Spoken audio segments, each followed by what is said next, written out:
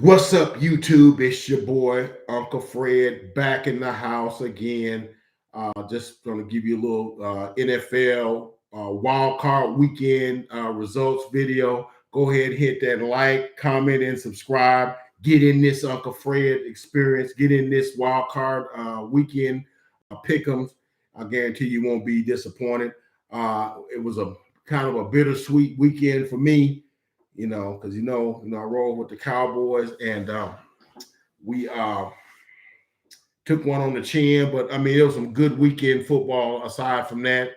As we get this season whittled down to the last handful of teams, some good football. It was some good games, and it was some not so good games. There was some competitive ones, and some that was over before they started. And but let's go ahead and get into them. We know I did on last week. I did my pick'ems on this week's, and I picked the 6 games. I think I might have not mentioned the Steelers and Kansas City game. No disrespect there. Just forgot to, I was going to pick the Kansas City Chiefs, but I would have factored in that the Steelers will keep them close. But anyway, so let's get into this game. First game that we encountered was on Saturday night.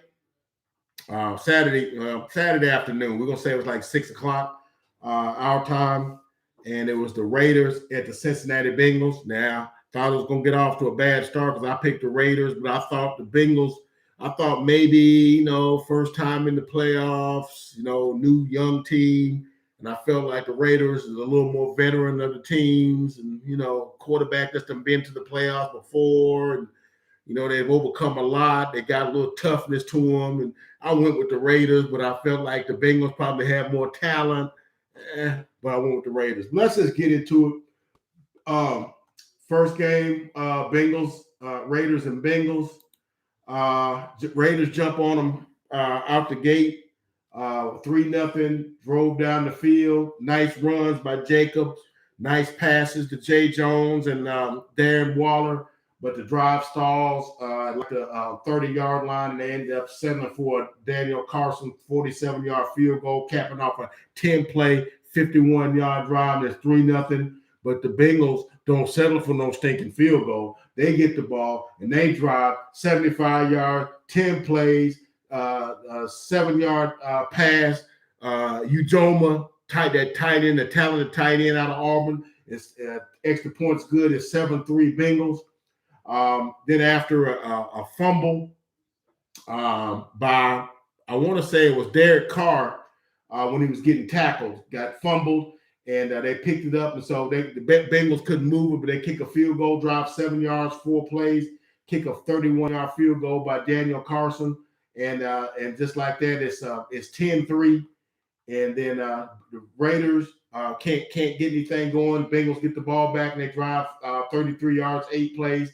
McPherson kicks another field goal. It's 13-3. The thing about it is, even though the Bengals can't get in the end zone, they still stacking up points. The Raiders can't seem to get nothing going here. So, but right before second quarter, they finally drive 51 yards, 6 plays, and Carlson kicks a 28-yard field goal, make it 13-6. So it's kind of within range. But right before halftime, and this is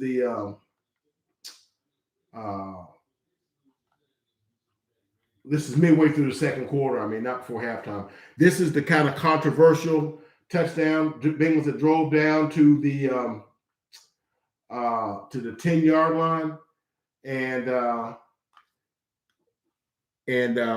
so it was third down, and Burrow rolled out to the right, and right before he went out of bounds, there was a whistle. He threw the ball, and I think maybe the Raiders kind of spazzed a little bit and kind of froze, and the defenders kind of stopped, and Burrow threw it up into the end zone, and Tyler Boyd goes up and gets it, but the Raiders like, didn't we hear a whistle? And what it was, the side judge thought that Joe Burrow's foot had gone out of bounds. But when you saw the replay, when he threw it, he was right at the sideline, and he threw it. And as he did his follow through, his foot came down out of bounds. The referee just kind of misjudged that he was out of bounds, but he really wasn't. and that touchdown was good. But the thing about it, the whistle, when you hear the whistle, that kind of supposed to make the play dead because the players kind of stopped. So they kind of did misplay that. The Raiders didn't seem to take nothing of it, but incidentally, that crew led by James Boger would be removed from any further playoff games this year because of that, which I kind of had an issue with because it's like, why are you singling out that guy? I done seen some referees botch up some big time plays in a game, like the referees that botched the New Orleans Saints a couple of years ago and kept them from going to the Super Bowl. Guy tackles the guy and then called pass interference. And, I ain't seen nobody getting suspended for that, but whatever. But anyway, that made it 20-6. Point after is good. And then right before halftime, I thought this was key. I thought if the Raiders could have, went to the halftime down 7, I kind of like their chances. But they let the Bengals get off a 45-yard drive and let McPherson kick a 43-yard field goal before halftime, made it a 10-point deficit. And for the most part, the Bengals, for the most part, didn't really score in the second half. Raiders was kind of, kind of stubbing their toe most of the game. They really didn't score in the third quarter. Fourth quarter, they driving and got inside the 20-yard line. And it's 23 to 13. They're down 10. They're gonna need a field goal. I thought their man should have tried for the touchdown, but they tried for the field goal, and that cut it to 7. But I thought the second key, in addition to right before halftime, was this drive because they let the Raiders go 13 plays and 65 yards. Joe Burrow was just masterful, just hitting Tyler Boyd, hitting Jamar Chase. Jamar Chase doing some runs. Nice, well-called game by Zach Taylor. And they take off 7 minutes and 31 seconds off the clock in the fourth quarter. That was the drive. Raiders could have got off the field in that drive. They probably could have won the game. But they not only do they let them keep the ball for 7 minutes, but they allowed them to kick a 28-yard field goal, which meant they got all the way to like the 10-yard line. Kick the extra points, and now it's 26-16. Now you're down 2 scores. But the Raiders do come down and they score. They go 67 yards, 12 plays. Carlson, they kick a field goal to cut it to 7 with 3 minutes and 39 seconds to go in. They stop the Bengals, get the ball back with one last chance, or one last attempt to tie the game. I just knew it was going to overtime because the Raiders got all the way down to like the 10-yard line. And then Carr threw one over the middle, just short of the end zone, and got intercepted. And boom, just like that, game's over. Just some stats of the game. Joe Burrow was just masterful, very efficient, didn't throw any bad balls, hit all of the things he needed to hit. I think they were very good on third down. I think they were like, 5 of 12. That's not bad. Raiders was 8 of 18. Yardage was about even, 385. For the Raiders, actually, they did more, to 308. The turnover that Carr did, that kind of hurt because that was really the only turnover of the game. Carr did throw an interception too. He did throw an interception. So you got those 2 things going. But hey, Cincinnati get their first playoff win. Burrow was 24-34, 244, 2 touchdowns, no interceptions. Jamar Chase 9 catches, 116 yards. Also ran it 3 times for 23 yards, including a nice 15-yard run. They kept chains moving. Joe Mixon, not too much, 17 for 48 yards. Derek Carr, 29 of 54. That's not really that good. A lot of incompletions, a lot of throwing over the middle, a lot of throws deep with nobody home. Not a 310 yards, 1 touchdown, 1 interception. Josh Jacobs, I thought had a good game, 13 carries, 83 yards. But nobody else other than Carr ran the ball. So Carr ran it once for 20, and that was all. So basically, Jacobs and Carr were the running game. But the Bengals move on. I thought they were the more talented team. But Joe Burrow, very first playoff game, gets a win. Look, dude, I'm going to tell you just like this. Joe Burrow's special. And I say that from a couple perspectives. As we move on to our next game, Joe Burrow is a special quarterback. He's got superstar written all over him.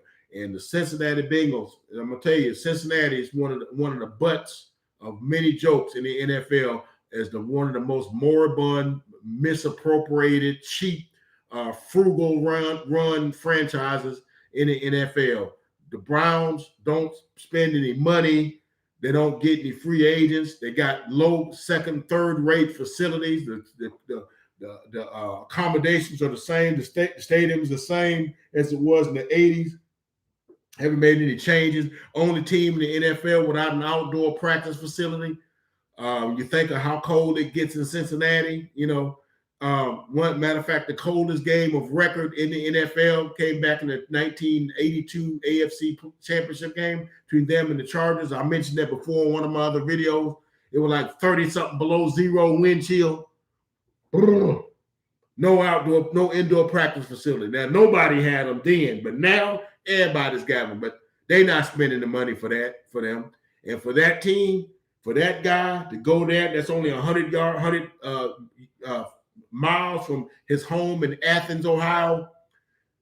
That dude's special. And the way that he plays, he brings in Jamar Chase, who played him in LSU. Man, they got something special there, man. So I'm happy for them. First playoff win for the Bengals. Marvin Lewis was there 15 years, didn't win a single playoff game. Zach Taylor's first time he gets there, that kind of seems kind of unfair, and he gets a playoff win his first time. Andy Dalton was there, didn't win a single playoff game in like 5 tries. And get the first playoff game since 1990, 31 years, man. So congratulations to the Bengals.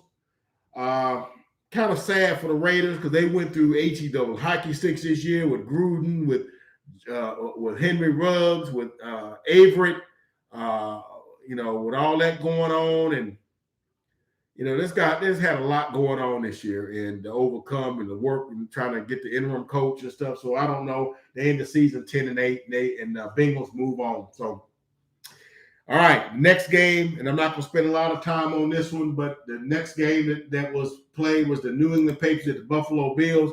I kind of had the Bills playing this one because it was going to be cold, 5 degrees at kickoff, -7 wind chill, but it was all Buffalo.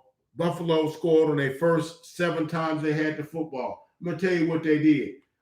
First time they got the football, they go 9 plays, 70 yards, and Dustin Knox, 8-yard touchdown, and it's 7-0 Bills. And then the Patriots have a chance to answer on 3rd and 10. Mac Jones, who knew he could run, ran 16 yards for a first down. They get all the way down to like the 30-yard line. He tries a pass down the left sideline intended for, I want to say it was Kendrick. It was the law firm, Jacoby Myers.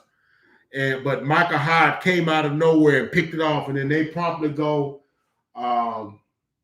80 yards in 10 plays because he intercepted in the end zone. They go 80 yards, 10 plays, and Dustin Knox gets an 11-yard touchdown, and just like that, it's 14-0. And then the Patriots can't get nothing done. They punt the ball, and you think, okay, at some point the Patriots gonna get a stop, but no, the Bills go 10 plays, 61 yards, and Singletary goes off left tackle for 3 yards, touchdown, missed extra point. It's 20-0. Patriots can't get nothing going, and the Bills go 4 plays, 89 yards, Singletary off left tackle, 16 yards, a touchdown. 26, and extra points good, 27-0. We get the point, and I think right before halftime, the Patriots get a field goal, 44-yard field goal by Nick Folk, capping off a 10-play, 49-yard drive, and it's 27-3 at halftime. And so, well, maybe they kind of get their stuff together and Belichick get in their butts. No, Bills get the ball third quarter. They go 6 plays, 68 yards. Emmanuel Sanders deep over the middle, 34 yards, touchdown. Just like that, it's 33 to 3 extra point missed, 2 extra points missed in the game. And then Matt Jones kind of gets them on track, and they go 80 yards, 11 plays, and he hits Kendrick Bourne with a 3-yard touchdown, and it's 33 to 10. But then in the fourth quarter, Bills get the ball. They methodically drive 9 plays, 77 yards, 5 minutes and 50 seconds. And Josh Allen, deep middle. Gabriel Davis, 19 yards, touchdown. It's 40 to 10. And then after another Mac Jones interception, Doyle reported as eligible. Tackle gets a touchdown off left side. 1-yard touchdown on third down, and it's 47 to 10, and that's basically it. Last Patriots get a consolation touchdown, 1.5 minutes to go, and Mac Jones goes 4 yards to Kendrick Bourne, second 4-yard touchdown, and that makes it 47-17. Now, my takeaways from the game. Josh Allen is special. Their offense was ready to go, was ready to play. Patriots act like they did not want to be there. Does not look like a Bill Belichick team I'd ever seen before. Wasn't ready to play. Many times, Bills had the ball, running the ball. Just couldn't, okay, you think they're going to stop them for the first down. They run through guys and getting first downs. To the point now, I understand this is -7-degree wind chill. To me, the way I always understood football, cold weather always seems to me it will benefit the defense because you can hit guys and make guys dislodge guys from the football.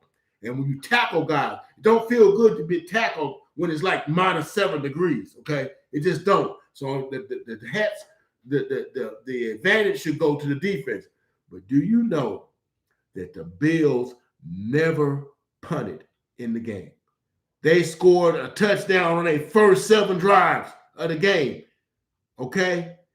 And they kicked the field goal on the other one. They were 6 or 7 on third down. The other one, they kicked the field goal. And the last one, they kneeled down on their last possession, okay? So they scored. They had 8 possessions, I think 8 or 9 possessions in the game, and they scored on all of them. Did not punt once. The punter never took off his warm-up in the hoodie. Okay? Belichick, dude, this had me thinking, dude, is the game might have passed you by. Okay, you did okay. You got this team to the playoffs. But it's obvious they were not ready to play this game at all. I ain't never seen nothing like it. I always chime for Belichick and his preparation. His guys may not be talented, but they know where they're supposed to be, and they know your playbook better than you know it. Not that day. Bills roll up 485 yards of offense, 482. They took a kneel down on the last play with Mitchell Trubisky, who came in and did the final kneel down. And wasn't never close, man. So Patriots in the season at 10-8. Buffalo Bills move on to the divisional round. Then we go to Sunday. First game of the day was Philadelphia Eagles at the Tampa Bay Buccaneers, and Tampa wins 31-15. Not really much to say here. It was 31-0. Tampa Bay, it was just business-like. Actually, the stats were pretty even. 339 for the Eagles in total offense, 349 for the Tampa Bay Buccaneers. Jalen Hurts is 23 of 43. That's really not good. That's like 52% completion percentage. 258, 1 touchdown, 2 interceptions. One is interception. He's going deep down the field. And I think he was going for, it might have been Devontae Smith or it was Quez Watkins. It was one of the two. And he was just a little late on the throw. It allowed the safety to come over and intercept that. And He was open, though. He was open. And then he missed Quez Watkins on another deep one that could have been a touchdown. A lot of his throws were just a fraction late. I'm guessing he thought he was at Alabama. A lot of guys, them guys is open for 4, 5, and 6 seconds because they 5, 10 yards behind guys. But in the NFL, you ain't gonna never be that open. A lot of times you got to anticipate the openness. Throw it when they're not open, anticipating where he's gonna go, or throw it where he needs to get to be open. And a lot of times he's just a beat short. And by that time, the hole is closed up. And Tom Brady's pretty efficient, 29, 37, 271, 2 touchdowns, no interceptions. Pretty efficient running the football. Kenyon Vaughn, there's no Ronald Jones, there's no Leonard Fournette, so they went with Kenyon Vaughn and Giancarlo Bernard. Kenyon Vaughn, 17 carries, 53 yards. He also, had 9 yards on 2 catches, but he also Giancarlo Bernard, 13 carries, 44 yards, a touchdown. They both had rushing touchdowns. Bernard also had 5 catches for 39 yards. Gronkowski, 5 for 31 and a touch. Mike Evans, 9 catches, 117 yards and a touchdown. Brady, pretty efficient, did just enough to win.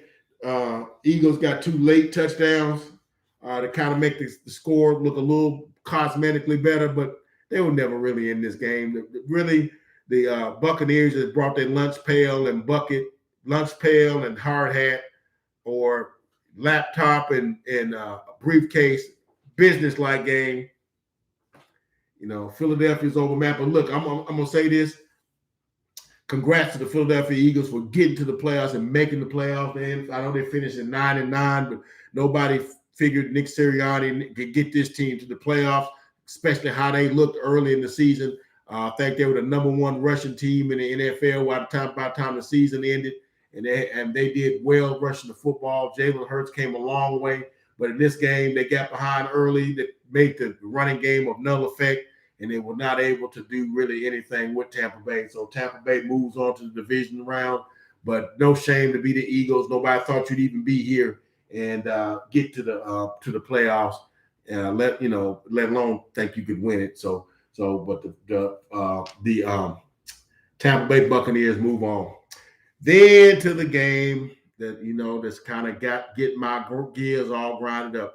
You got the San Francisco 49ers at the Dallas Cowboys. Cowboys come in a number 3 seed in the NFC, coming in with a 12-5 record, second best record in the league. 13-4 is the best record shared by the Green Bay Packers and the Tampa Bay Buccaneers. Cowboys come in at 12-5, tied with them, the Rams, and the Tennessee Titans, and the Kansas City Chiefs, all with 12-5 records.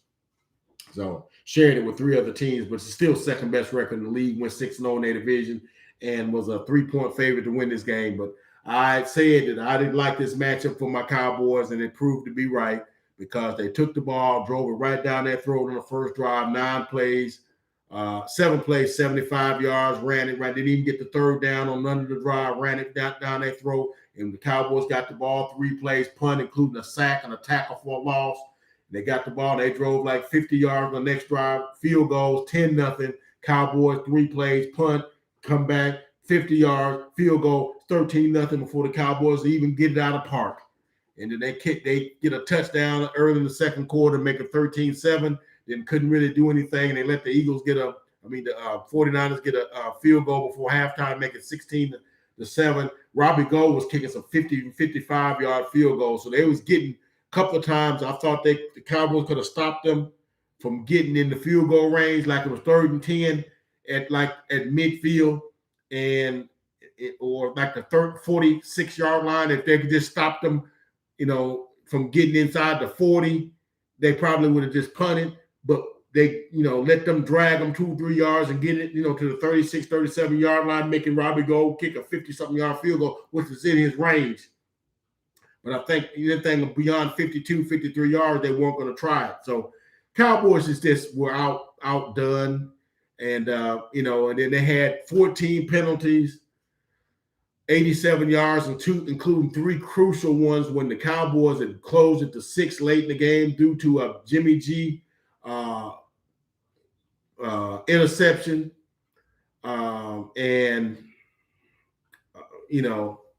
Which led to Dak Prescott running 6 yards for a touchdown, making it 23-17 with 8 minutes to go. And if they get a 3 and out, they can probably get the ball back with like 6 minutes and some change. But they commit 3 horrible penalties that allowed the Eagles. I keep saying the Eagles allowed the 49ers to convert 3 first downs on penalties. And one of them was a 3rd and 12, and it was illegal hands to the face. They were running the ball. They weren't even trying to get the first down. There was no need to try to do no extra. But, they did extra and got the penalty, gave them an automatic first down, which automatically burns 2 or 3 more minutes off the clock. And when they finally get the ball back, they get it with two and some change. Can't really do much with it. Get inside the 45 of the 49ers. And I thought they rushed the play before the 2-minute warning and came back to a 3rd and 11. But if they just let the 2-minute warning hit them, they still had 3 timeouts. Consult with your offensive coordinator and the head coach, get you a good play, and you come back. And then you got 2 cracks to get the 11 yards instead of just rushing the play to get it snapped before the 2-minute warning. And it was basically almost got turned, almost was a pick. And and then they ended up going for it on 4th and don't get it. And luckily they got the ball back with 30 seconds to go. And it was a bizarre end of the game. 3rd down. 1st, 2nd and 1 from the 41-yard line with 14. They decided to go with a quarterback draw, and Dak didn't get down in time. Referee was, he was hoping to get the ball and let the referee set it, but the referee is still 8-9 yards behind the play and got to run through the line to get to the thing, and he's fumbling with the ball, and it was just then there was a play, a fake punt late in the 3rd quarter that was successful, and then they kept the punt team on the field and got to delay a game because they couldn't figure out what the piss they was doing. So in essence, the Cowboys are ill prepared, mentally not there, mentally not tough, not well coached, wasn't ready for the game.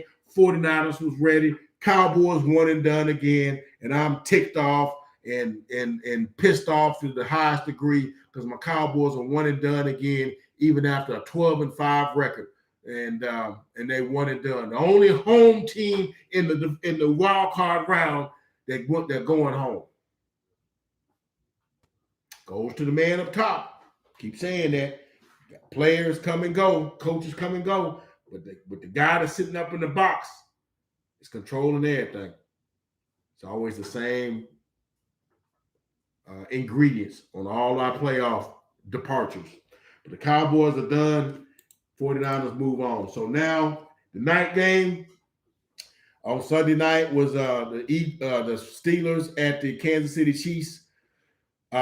Chiefs and the Steelers kind of had a punt fest in the first quarter. I think there was like 6 punts in the first quarter between both teams.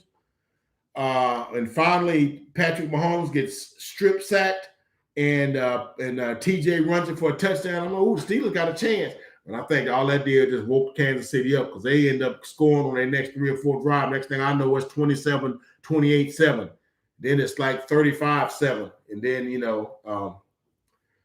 and then they had 485 yards of offense, and they were never in the game. And Steelers got a couple of late touchdowns to kind of make it 42-21. And I thought they was inside the 20-yard line with a few seconds left in the game, and I thought they would get Ben another touchdown to make the game look cosmetically close, make it like 42-28. But, of course, the Steelers threw a pass short of the end zone, and they got tackled because that's the way they've been playing. They throw the short passes, the 4, 5, and 6-yard passes, and don't get the first down. That's what the Steelers been doing all season. I kind of feel bad for Ben because Ben been a Warrior for like 20 years, 18 years, first ballot Hall of Famer, first class guy. And first-class organization. I kind of hate it for Ben because it's kind of, it's going to be a whole different game for the Steelers after Ben gone. and we'll just kind of see how that goes. But the Chiefs roll up 479 yards of offense to the Steelers 257. But oddly enough, they had exactly, I never seen a game, both teams exactly 30 minutes and no seconds of possession time. And the Steelers were 7 of 16 on third down. The Chiefs was 8 of 12, which means they were on their stuff. Some particulars here. Mahomes was 30 of 39, 404 yards, 5 touchdowns, 1 interception. Travis Kelce actually threw a pass for 2 yards. Wow. Jared McKinnon, 12 carries, 61 yards. Yeah, not so much there. Just a little bit. It's enough to keep him honest. Travis Kelce, 5 catches, 108 yards and a touchdown. McKinnon, 6 catches, 81 yards and a touchdown. Robinson, 4 catches, 76 yards. And, Hill, 5 catches, 57 yards and a touchdown. Okay. And Byron Pringle, 5 catches, 37 yards and 2 touchdowns. But the Chiefs just, they just played just after the first quarter, they just opened the can. I think they punted 3 times in the first quarter, punted 1 time the rest of the game. Okay, the Steelers punt like 7 times. That's what the Steelers do. But so Steelers are done for the season. They go 9-8-1, and Kansas City moves on to the division round. All right, the final game was the game tonight, and I'm not going to spend a lot of time on that one other than just to tell you that, the Arizona Cardinals were playing at the Los Angeles Rams. I know I had the Rams, and the Rams jumped on them first right out the gate. They go 10 plays, 62 yards, touchdown. Odell Beckham Jr. 4-yard touchdown pass and 7-0 Rams. Cardinals can't get nothing done on offense, not a daggum thing. Go 3 and out, and then the Rams get the ball, go 8 plays, 68 yards, touchdown. It's 14-0. And then the Cardinals get the ball inside their own 5-yard line. I don't know what Kyler Murray is doing. He's in his end zone, fooling around, and does some kind of dipsy-do pass. Almost looked like my man Geno Smith, almost like a behind-the-back kind of thing. He did the end zone, and ended up getting intercepted by Gray. Is it Mike Gray? I think it might be his name. He goes not Gray, Long. I'm sorry. It was tended for Rondale Moore and got picked off for 3 yards, and he walked in the end zone. So it's like that. It's 21-0 before the Cardinals need to get themselves out of park. It's already 21-0, and the pressure is on. And then right before and that's what the score was at halftime, third quarter. They go 8 plays, 75 yards, and they go to Cooper Kupp, 7 yards. And it's 27-0, extra points good, 28-0. Finally, some midway through the third quarter, the Cardinals get off the schneid. They go 7 plays, 60 yards, and they go James Conner up the middle for 2 yards, touchdown. 2-point conversion is good. They made it 28-8, and then of course the Eagles. I keep saying Eagles. The Rams kick 2 field goals, and then the Cardinals kick a field goal. So the final score was 34-11. But let me just give you some particulars to show you how inept the Cardinals were in this game. First of all, Cardinals only had 183 yards of offense. This is an offense with Kyler Murray, with James Conner, Chase Edmonds. You got AJ Green. You got Christian Kirk, Rondale Moore. Okay, you got all those weapons, and And let me tell you something else they did. I mean, we can go to the team stats because I couldn't believe this. You know that the Cardinals went 0 for 9 on third down. They did not convert a single third down conversion in the game. 0 for 9. All right. And they went 1 for 2 on fourth down. So on third and fourth down, they went 1 for 11. Okay. Meanwhile, the Rams, they go 6 of 13 on third down, which is just under 50%. Didn't even attempt the fourth down conversion. Kyler Murray, 19 of 34 for 137 yards, no touchdowns, 2 interceptions. Yuck. That just is disgusting stats right there. Don't do nothing.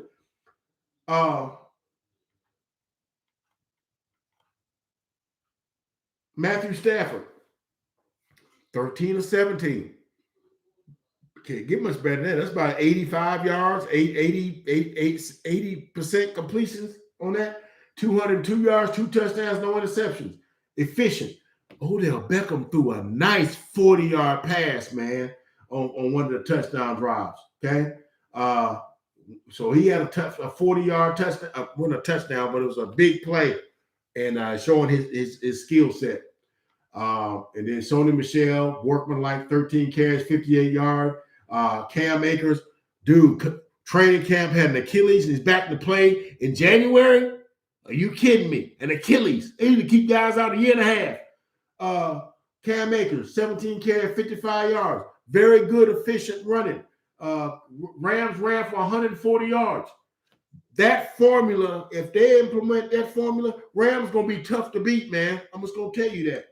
But the Cardinals, maybe this is your first time in the playoffs, and I don't know since 2015. Maybe that's what it is. Different coaching regime. Congratulations on getting to the playoffs. But dude, 0 for 9 on third downs. Kyler Murray 134 yards passing on 34 attempts. No, man. Cooper Kupp. I mean, nothing eye-popping. The 5 catches, 61 yards and a touchdown. Odell, 4 catches, 54 yards and a touchdown. He also threw for 1. And Tyler Higbee, 3 catches, 46 yards. And it was a rout, 34-11. So those are all the games. Your boy went 4-2, missed the Raiders, Bengals, and missed, obviously, the Cowboys and 49ers. So let's go ahead and set the divisional round matchups for next Sunday. Give you my picks, and we're going to be soon done here. So on Saturday, the 22nd, so there's a game on Saturday. You got the Cincinnati Bengals at the Tennessee Titans. Boy, that's going to be a tough one because I think the Cincinnati Bengals got their lather up and they ready to rock and roll. Titans, you got Derrick Henry coming back. You don't know what kind of shape he going to be in. I'm telling you, man, the Bengals going to be tough to beat, man. And they got that special quarter. They got a special quarterback, man.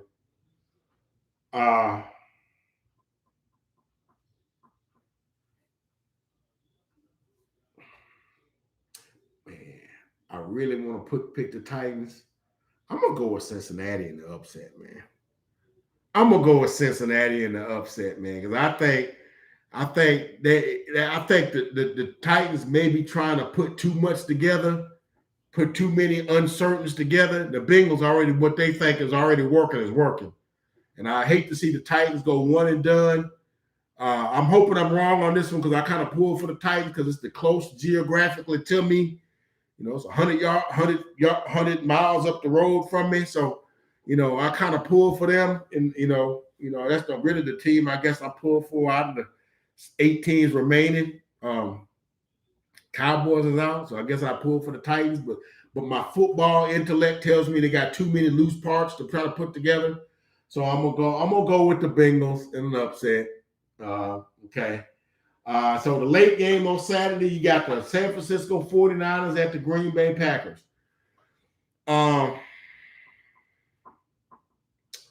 I think if the 49ers, because I think some guys got hurt against the Cowboys. I know Bosa got hurt and Fred Warner got hurt. And I also heard that Jimmy Garoppolo got a little bit of some shoulder things going on. So if there was 100%, I would think the 49ers, because I think the same thing they did to the Cowboys, they could do to the 49ers. I mean, to the Packers. Because I think they can line up and mash the Packers on the line of scrimmage. But Aaron Rodgers ain't gonna wet the bed like my boy Dak did. As much as I'd like to see the 49ers up in them and stick it down the Packers' throat, I got to go with the Packers, man. And as far as we picking it not on your heart and picking it with your head, I go with the Packers and Aaron Rodgers winning this at home over the 49ers and getting that one. But if the 49ers can get that running game going and keep them off balance, 49ers can get that. But I got to go with the Packers. Then we got the Sunday's game. Okay, first game Sunday at 2:00. You got the Rams at the Buccaneers. I think Matthew Stafford got the monkey off his back. Rams come in fully healthy. The Buccaneers come in, less than 100%. And remember,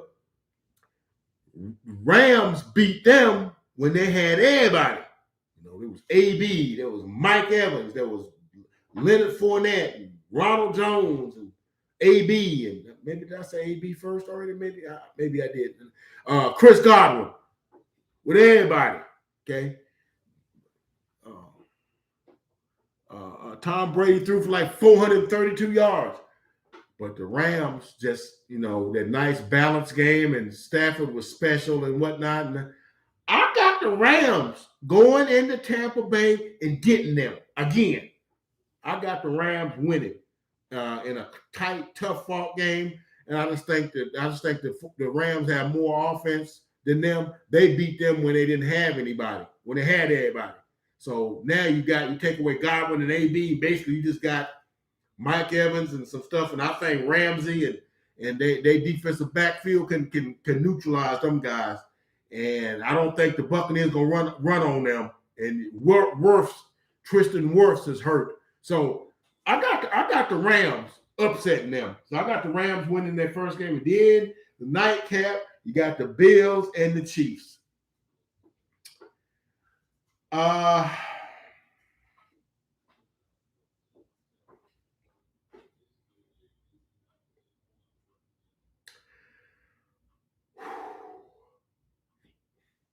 don't know, man. Because what I saw Sunday night, I saw the Chiefs do some stuff, but was that because the Steelers defense is really not playing up to par towards the end of the season, or is Kansas City back to be able to? Because the Bills got a good defense. Leslie Frazier should be a head coaching candidate for somebody.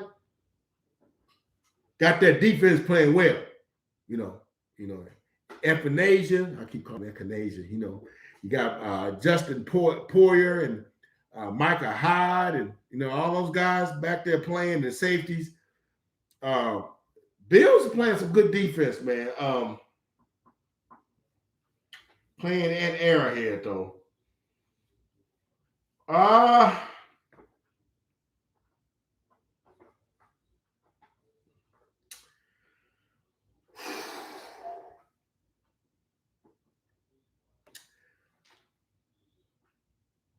gotta go with the Chiefs, man. I got the Chiefs. Watch the Bills run them out the building, but they beat them there earlier in the season. I don't think they get them again. I think Andy Reid's a little too smart. One of his I think McDermott used to coach under him back in the day, if I'm not mistaken. Yeah, I got the Chiefs winning. So I got the Bengals, the Packers, the Rams, and the Chiefs. Let me write that down just in case, because your boy sometimes forget what he done said. So I got the Bengals. I got the Packers. I got the Rams, and I got the Chiefs.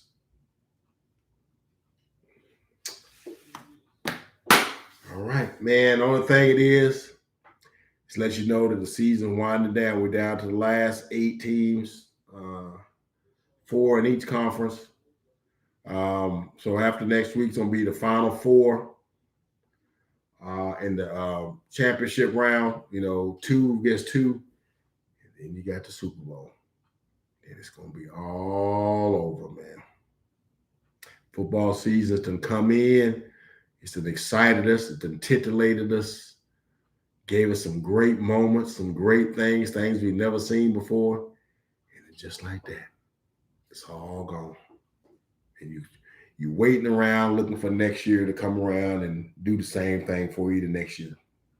But those are my picks. Those are my results from last week, 4-2 last week. Let's see what I do this week with these 4 games. And let's see what I do on this. And hopefully I go 4-0. And let's see what happens. But go ahead and don't forget to like, comment, and subscribe. Become a part of the Uncle Fred Sports Experience. I promise you, I guarantee you, I put my reputation on the line. You will not be disappointed with the content that you get in this video segment. I promise you won't be disappointed. That's all I got for the desk, Uncle Fred. Let's just see what these divisional rounds gonna do for us, and let's see how your picks go. We'll catch y'all on the next video.